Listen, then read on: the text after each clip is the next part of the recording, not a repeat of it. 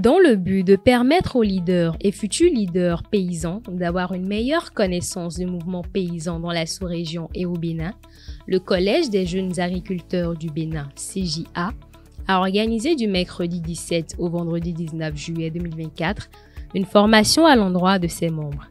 C'était à Le Vignoble Hôtel de Boïcon. Si on se retrouve ici aujourd'hui, c'est pour vous amener aujourd'hui à suivre effectivement les pas. C'est vrai qu'à travers le mouvement paysan, nous avons gagné beaucoup de choses.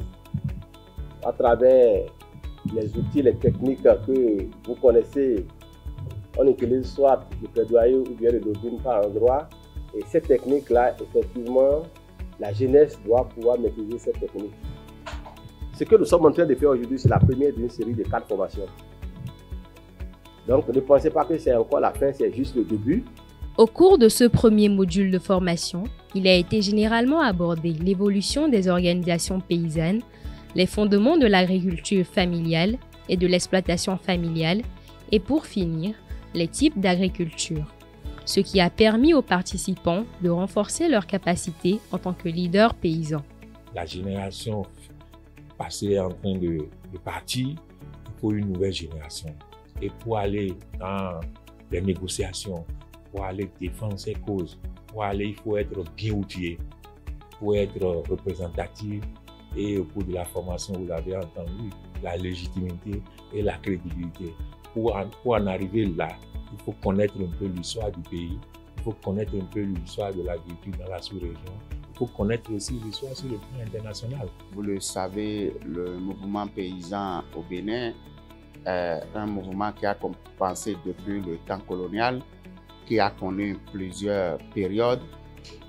Globalement, on peut distinguer 5 périodes avec les jeunes agriculteurs dans la perspective de leur donner les informations nécessaires, les compétences nécessaires pouvant leur permettre d'agir efficacement en tant que jeunes leaders dans le secteur agricole.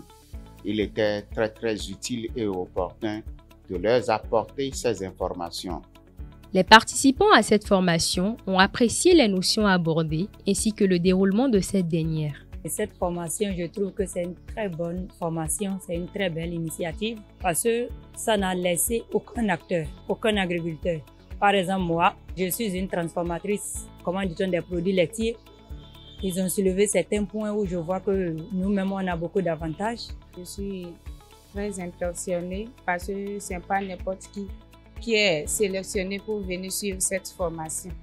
Donc, c'est ça.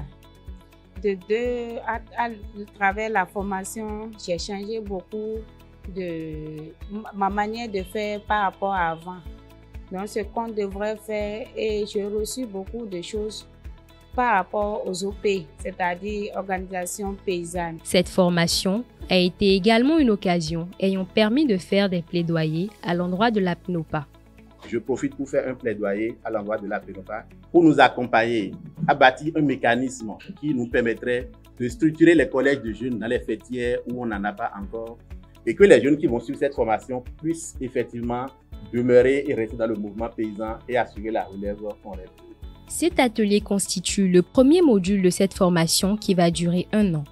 Il a été soutenu par l'Agence française de développement AFD, le réseau des organisations paysannes et de producteurs de l'Afrique de l'Ouest, ROPA, et Agriculteurs français et développement international, AFDI.